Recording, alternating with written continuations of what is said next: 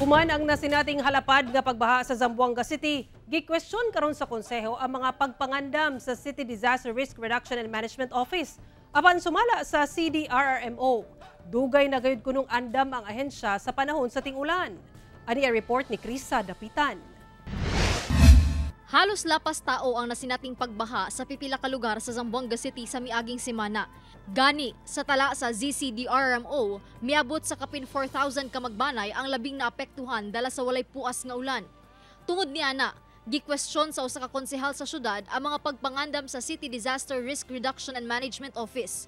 Sa interview sa GMA Regional TV 1 Mindanao, gipaklaro niini nga daw wala kunoy alibyo ang problema sa baha sa syudad bisan kuno walay bagyo. Yung dredging, hundreds of millions tayo ang nagagastos dyan, pero parang temporary or band-aid solution lang naman siya. Ang dami pong mga project na ginagawa, pero hindi po ako sigurado kung ito po ay yung mga talagang problema po dito sa flooding. Wala sab matud pay comprehensive master plan alang sa flood control ug drainage system ang syudad.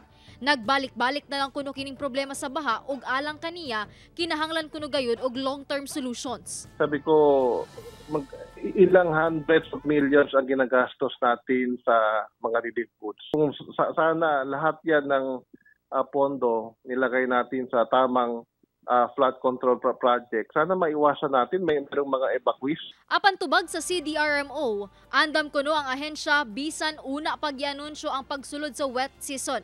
Gibarugan niini nga wala nagkulang ang ahensya sa pagpangandam sa mga pagbaha. In terms of disaster preparedness, siya to infrastructure-wise, iya siya kita pondo ya kung si implementahan, no?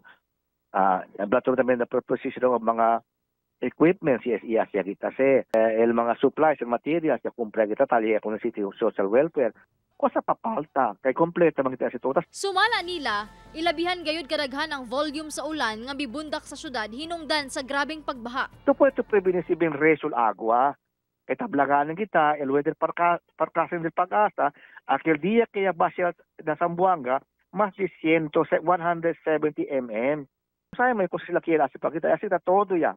Panawagan nila sa Zamboangueño nga dili magduha-duha og dangop sa ahensya kung ugaling nagkinahanglan og tabang. El día to linya pirmi abierto la oficina kay 24/7 kita sinisita la asistencia taki mangita para dali asistencia no. Ako si Krisa Dapitan para sa One Mindanao.